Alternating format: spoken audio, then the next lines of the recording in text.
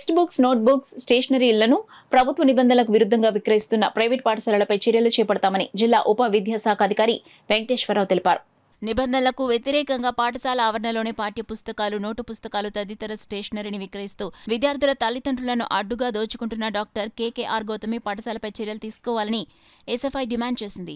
ఈ సందర్భంగా ఎస్ఎఫ్ఐ జిల్లా కార్యదర్శి ఎం గంగా సూరిబాబు మాట్లాడుతూ ప్రభుత్వ నిబంధనలకు వ్యతిరేకంగా స్థానిక జయేంద్రనగర్లో గల డాక్టర్ కేకేఆర్ గౌతమి పాఠశాలలో పాఠ్య పుస్తకాలు, నోటు పుస్తకాలు తదితర స్టేషనరీ అమ్ముతూ వ్యాపారం చేస్తుండటం మేరకు ఎస్ఎఫ్ఐ బృందం పాఠశాలకు వెళ్లగా పాఠశాలలో గ్రౌండ్ ఫ్లోర్లో డైరెక్ట్గా ఒక గదిలో పుస్తకాలను డంప్ చేసి అమ్ముతుండగా ఎస్ఎఫ్ఐ నాయకులు డైరెక్ట్గా చూసి దాన్ని వ్యతిరేకిస్తూ ఆ గది వద్ద బైఠాయించారు. నిబంధనలు పాటించని పాఠశాల గుర్తింపును రద్దు చేయాలని డిమాండ్ చేస్తూ నినాదాలు చేశారు.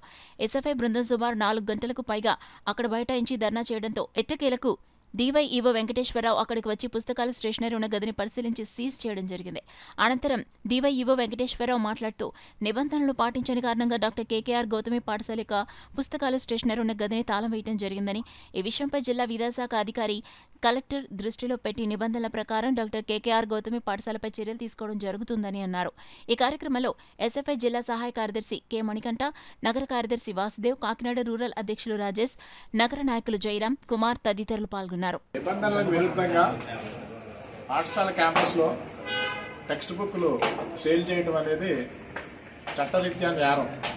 కేకేఆర్ గౌతమ్ క్యాంపస్ లో బుక్స్ సేల్ చేయడాన్ని మేము ఇప్పుడు రూమ్ ని సీల్ చేయడం జరిగిందండి.